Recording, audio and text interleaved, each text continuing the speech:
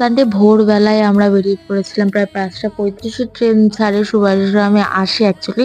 আমরা সোনারপুর থেকে গেছিলাম ঘটকপুকুর প্রায় ১ ঘন্টা বাস জার্নি করে। আর লিটারেলি এত ধোঁয়ার মতো কুয়াশা পড়েছে সেদিন মানে বলার মতো না। প্রচন্ড পরিমাণে ঠান্ডা ছিল, দেখতেই পাচ্ছ। ওয়েদারটা জাস্ট অন্য লেভেলের লাগছে। আর তারপরে আবার টোটোয় উঠে গেছি। আবার ওখান থেকে বাসে উঠেছি। মানে জাস্ট জার্নি তো জার্নি ছিল। বাট এখন গ্রাম বলতে আর গ্রাম নেই, যেটা বাস্তব। এখানে ফুলের বাগানে ভরপুর ছিল। এখানে জাস্ট বাগান হয়, গোলাপ চাষ হয়। তারপরে নানা ধরনের নার্সারি যেগুলো আছে প্রচুর। প্লাস এখানে লোকে পিকনিকও করতে যায়। সেই টুরিস্ট স্পটও আছে, সেটাও আমার ডানদিকে ছিল, ওইজন্য শেয়ার করতে পারলাম না। দিদির বাড়ি গিয়ে সত্যিই খুব ভালো লেগেছে। এই ফার্স্ট টাইম গেছিলাম। গেছিলাম একটা কারণে।